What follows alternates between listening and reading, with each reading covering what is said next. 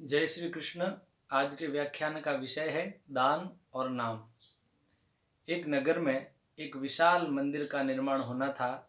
उसके लिए सभी लोग जोर शोर से चंदा एकत्रित करने लगे।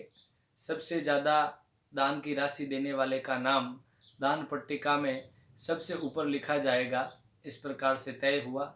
शहर के प्रतिष्ठित लोग लाला भगवान राय के पास पहुँचे और अब तक की जो सबसे ज़्यादा दान राशि की रसीद थी वह उनके सामने रख दी। क्योंकि सब गणमान्य लोग जो पहुँचे थे वे ये जानते थे कि इस शहर में लाला भगवान राय से ज़्यादा चंदा देने वाला कोई नहीं है।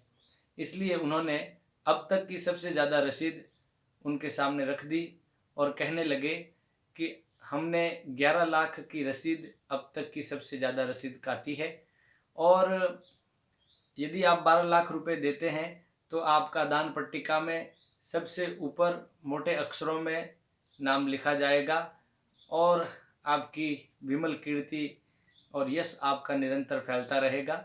इस प्रकार से जब उन्होंने लाला भगवान राय के सामने अपना मत रखा तो भगवान राय जी बहुत समझदार थे।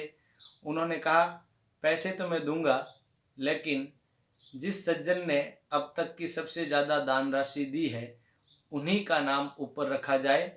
और उन्होंने फिर उसके बाद में उन समिति वालों से कहा कि आप 10-10 लाख की 2 रसीदें काट दीजिए।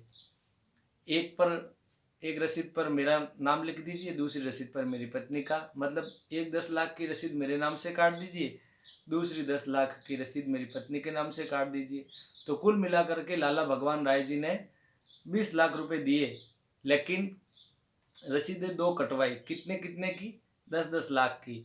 यानी 11 लाख जो सबसे ज़्यादा रसीद थी उसको उन्होंने ओवरटेक नहीं किया, उससे आगे वो नहीं चले और 10-10 लाख देकर के 2 रसीदें कटवाई।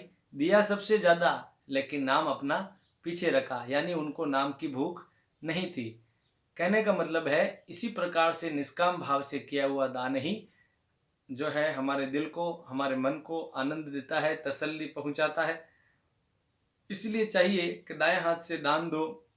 तो वैसे तो बाएं हाथ को खबर नहीं होनी चाहिए दान की, तो ये महिमा है, लेकिन तब भी यदि कभी देना पड़े या समिति चाहे कि आपका नाम आए तो नाम के लिए हमेशा पीछे रहना चाहिए। कई लोग ऐसे होते हैं जो 750, 800, 1000 रुपये का पंखा दे करके भी उनकी पंखुड़ियों पर अपना नाम लिखा देते हैं। ये नाम की भूख नहीं तो और क्या है। कई लोग पुराने अधिकारी हो जाते हैं, रिटायर हो जाते हैं, सेवानिवृत्त हो जाते हैं, तब भी अपनी गाड़ियों के पीछे लिखाते हैं सेवानिवृत्त फलाना चंद, सेवानिवृत्त सरपंच, सेवानिवृत्त प्रधान, सेवानिवृत्त, इस प्रकार से सेवानिवृत्त प्रधानाचार्य। तो कहने का मतलब है कि जब सेवा ही निवृत्त हो गई तो फिर उस पद के लिए, उस नाम के लिए क्यों फिर अपने आप को जो है झोंकना, क्यों उस नाम का मोह रखना। कहने का मतलब है, जितना भी हमें भगवान ने दिया है, तेरा तुझको अर्पण क्या लागे मेरा, हमारा कुछ भी नहीं है, सब कुछ परमात्मा का है।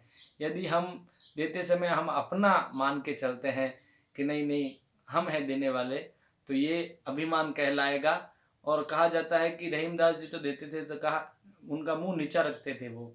तो उनको पूछा, आप मुंह नीचा क्यों रखते हैं? तो उन्होंने कहा, देनहार कोई और है, भेजत है दिन रैन, लोग भरम हम पर करे तासो नीचा नैन। देने वाला तो वही है, सेठों का सेठ सांवरा सेठ है। तो कहने का अभिप्राय यह है कि यदि भगवान ने हमें दिया है तो देने के लिए दिया है। कहा, नौका माही जल बढ़े, घर में बाढ़े दाम, दोनों हाथ उलीचिए यही सयानो काम।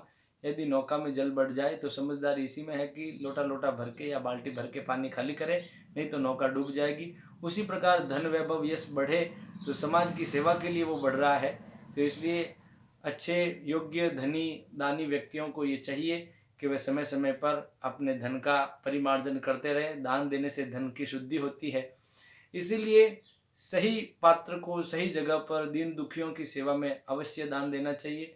कहने का अभिप्राय यह है कि लाला भगवान राय जी चाहते तो 12 लाख रुपए की रसीद कटवा करके अपना नाम सबसे ऊपर भी लिखवा सकते थे और राशि भी उनकी सबसे ज़्यादा मानी जाती, लेकिन उन्होंने 12 लाख ही नहीं दिए, उन्होंने 20 लाख दिए। यानी उनके एक्सपेक्टेशन जो समिति लेकर के आई थी, उनके पास प्रस्ताव के 12 लाख आप कटवा दीजिए, जो है 12 लाख की रसीद कटवा दीजिए, आपका नाम ऊपर आ जाएगा। तो समिति भी उनसे 12 लाख ही मांग रही थी, लेकिन उन्होंने 8 लाख ज़्यादा दिए और अपना नाम भी नहीं चाहा। तो कहने का मतलब जो इस प्रकार की भावना रखता है, वास्तव में सच्चा दानी वही कहलाता है। निष्काम भाव से किया गया दान वही कहलाता है। पैसा भी आशा से ज़्यादा दिया और नाम भी नहीं उन्होंने चाहा। इस प्रकार से इन लोक कथाओं से हमें ये प्रेरणा मिलती है कि हम भी कभी नाम की भूख में कोई काम न करें।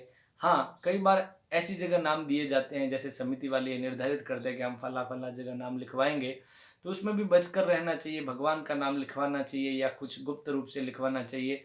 कई बार वो इसलिए नाम लिखना चाहते हैं कि उसके नाम से अन्य लोग भी प्रेरित होते हैं। हाँ, ऐसी जगह जहाँ आपके नाम से 5, 10, 100, 200 लोग और जुड़ते हो, तो वहाँ पर नाम लिखवाना चाहिए। लेकिन उसमें भी अपनी भावना ये नहीं होनी चाहिए कि मेरा नाम हो रहा है या मेरी बड़ाई हो रही है या सब कुछ ये मेरा है।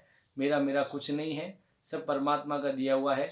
हम कहीं और जन्मते तो, हम किसी अकिंचन के यहाँ जन्मते तो, हम कभी गरीब ही रहते तो, हमारे पास धन आता ही नहीं तो कई प्रकार के विचार है। यदि है तो देने के लिए है, नहीं है तो जो हमारे पास सामर्थ्य है, शक्ति के अनुसार दान देना भी बहुत श्रेष्ठ माना जाता है। मैंने पूर्व में भी ऐसा कहा है अपने वीडियोस के माध्यम से कि अपनी सामर्थ्य के अनुसार जो भी आप देते हैं वो आपके लिए बहुत उचित ही माना जाएगा, आपके लिए वह श्रेष्ठ माना जाएगा, क्योंकि आपकी सामर्थ्य के अनुसार आपने बहुत अच्छा किया है।